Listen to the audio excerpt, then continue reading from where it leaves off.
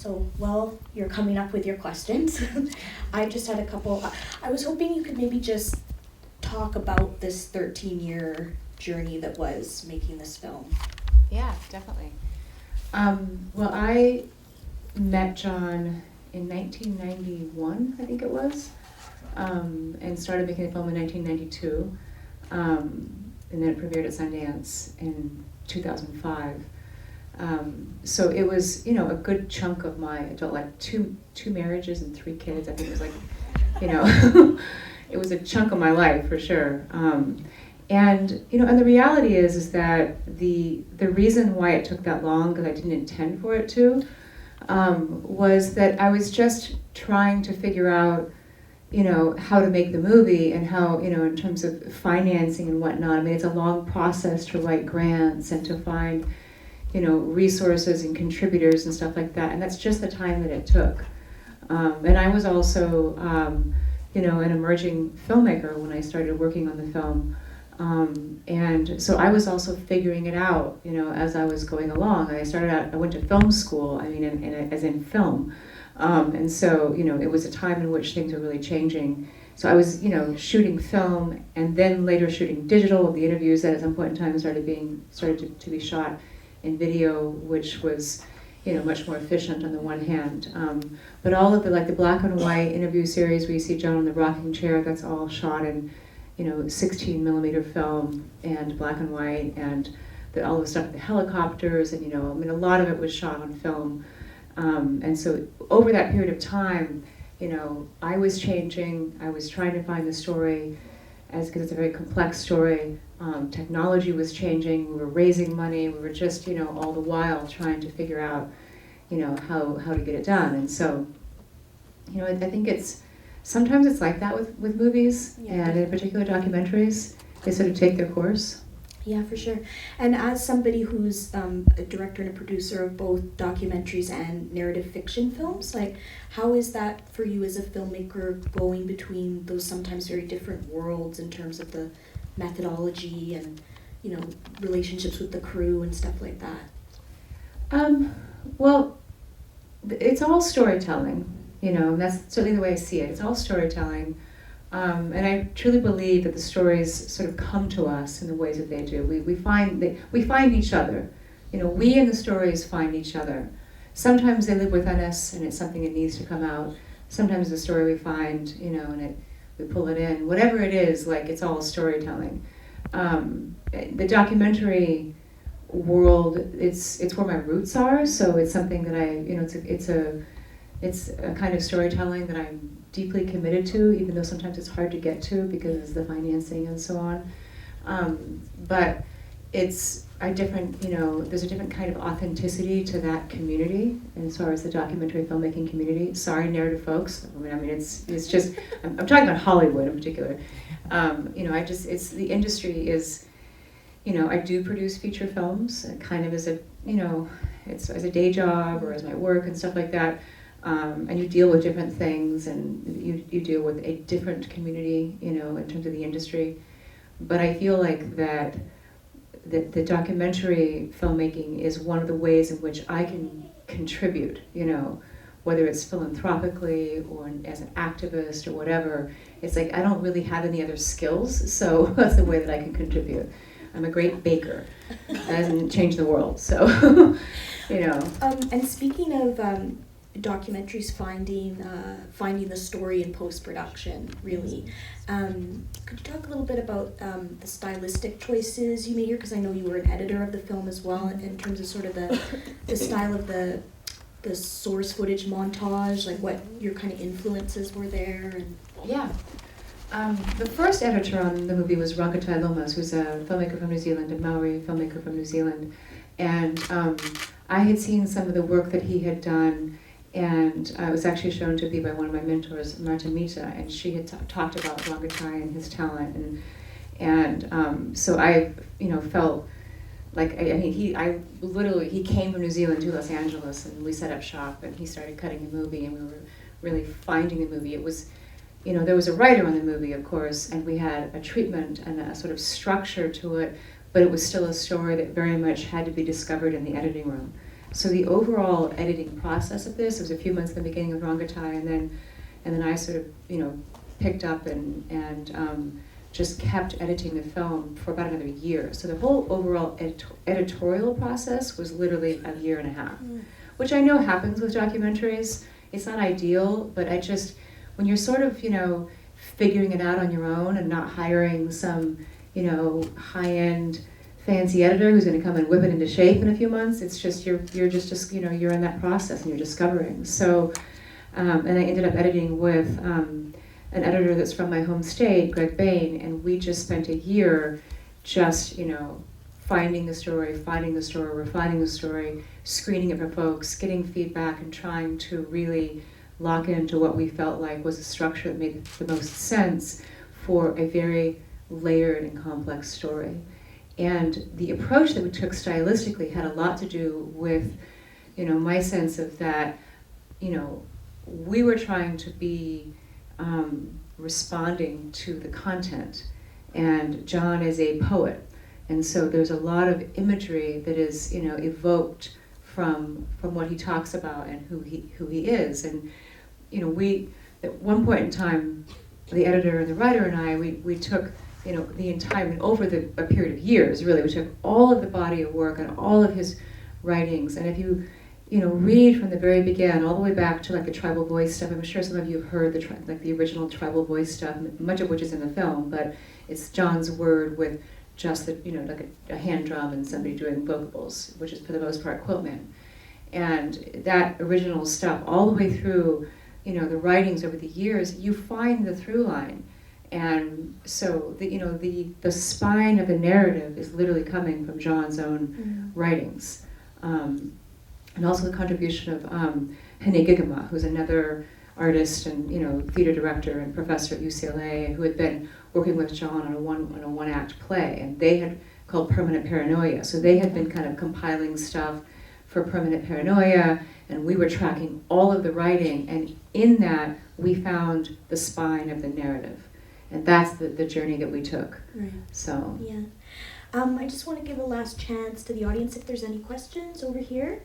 Just to continue with the editing process, I know that you just explained all of that, but sometimes you find a piece of footage that is just so amazing.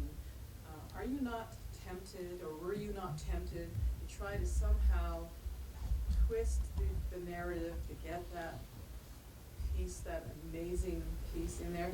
And how were you able to not do that? I guess what I'm saying is I've known times when there's been something really fantastic and you just want to include it, but it just doesn't go with the rest. So, but you love it. So how do you find the determination or to exclude that, even though it's wonderful? I mean, that's a great question. Obviously, that's part of being in the editing room, whether you're working in the narrative or the documentary form. I'm just locking picture on a feature right now that I was a producer on, and we've just been the last matter of weeks just literally in that process of, moments that we love, and I think that, my answer would be that you just stay committed to the story as a whole. And because that's what you're serving as the story as a whole. And that's where your diligence has to be, is staying committed to the larger picture, and knowing that sometimes, you have to give up things that you love because you recognize that there's, an entire, picture here that has to make sense. And ultimately also, if something doesn't serve story, if it really isn't serving story, it's going to fall out. Yes? Thank you very much for the film. I've known about John Trudell, but not in the sense of knowing the full history. Can you bring us up to date? It's 2005 with Trudell. Bring us up to date in terms of His life. John? Okay. Well, John has continued to do what he does. I mean, he really, has continued to be on the road. He's continued to do his spoken word. I think he's produced, a handful of albums since the time in which we made the movie, so he has a number of albums. He has been a part of a few different organizations that he's been, really committed to. He's been for a number of years, he worked really hard on women's reproductive issues, because I think that he was affected by the loss of a number of people. But for example, Neelak Butler, and he recognized in partnership with somebody he was working with on this that there's very little research into women's cancers. Most of the research goes into prostate cancer. Most of the funding goes into research around prostate cancer or men's cancers. So women's cancers have a disproportionately low amount of resources committed to it. So that's something I know he worked on for years, because in his opinion, this is the way he's expressed it to me, or I've heard him say, that women, that you can identify, through the health of our women, we can understand the health of our Earth, our Mother Earth, and there's a direct connection and tether between what's happening with the bodies of our women and the body of this mother that we live on. So he's been, he continues to do really amazing work in many regards, and is always out speaking and doing his thing. I think we have time for probably one more There's question. somebody up there. Or we'll do two. Okay, Okay. that's okay. Thank you. Love the film. It was beautiful. I love the way it has so much, almost a collage-y feel to it, of different images, and he's a very powerful man, and I was wondering how much he influenced the direction of the film, and as an editor, director, how much you want your subject matter to influence you on what the end product is. Yeah. He did not have much influence on the film. The first time he saw a cut of the film was, a few months into the editing process. We just showed him, a cut to sort of give him a sense of the direction we were taking.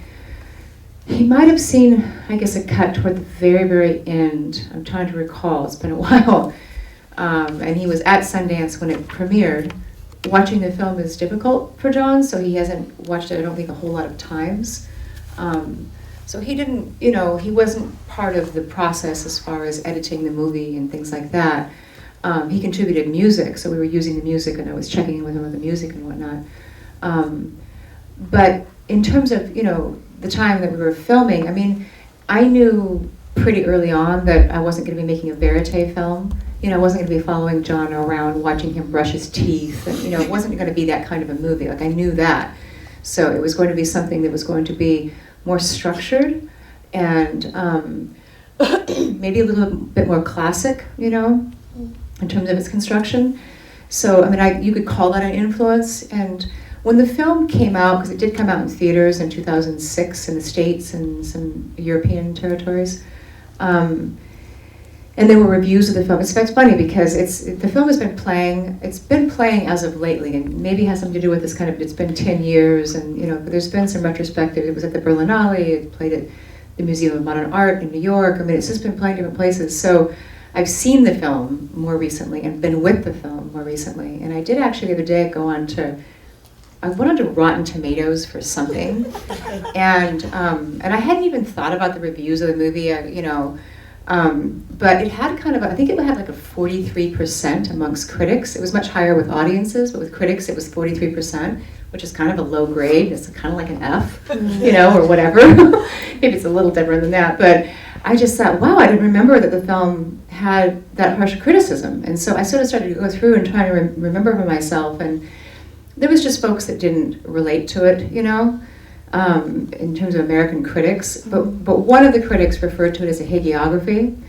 And so that was one of the criticisms of the film, is that somehow we were just, we didn't present a balanced perspective, or I didn't go interview the FBI, or, and it's just, honestly, I can understand the point, except that wasn't the film that I was trying to make. I wasn't going to go interview the FBI. I actually I'm not interested in, their perception or their perspective, or whatever kind of thing they would be saying about what happened, during the COINTELPRO movement. It's just that during the COINTELPRO era, it just wasn't the film I was making. So, but it's interesting because in some ways, the criticism of the film was that I somehow was guided or directed by him, and I wasn't. But I thought that was interesting. I just recently sort of went back to that and read, one of the most harsh critics, which was, that I made a hagiography. So We'll just do one last question up here. said that it took about 13 years to make the film, right? Mhm. So during that time, how did you get through hardships, both personal and professional? How did you keep going? Well, as I mentioned, I did go through a few relationships and had a few kids, and I was also working at Sundance during that time, which, you know, I had a lot of support on the one hand in terms of, you know, a filmmaking community, but I just stayed as steady as I could. You know, that was the only thing that I could do during that time. I was a single mom for a number of years, and you know, during that time with 2 little boys, living in Los Angeles, working in the film industry, and I just stayed as steady as I could with it, and I also kept filming. And once I was actually shooting digitally, it was you know, quite revolutionary, because suddenly I could just go out and shoot. I wasn't having to have the resources to be able to buy film and paper processing and get it transferred and all that kind of thing. So even though I, during that time, did, you know, go through a lot personally, I would say the digital revolution kind of saved me. And I was able to really, you know, stay steady in terms of gathering materials. And there's a good 8 years of research that went into this as well. I mean, you see all of that archival footage and stuff like that. It was a solid 8 years of research.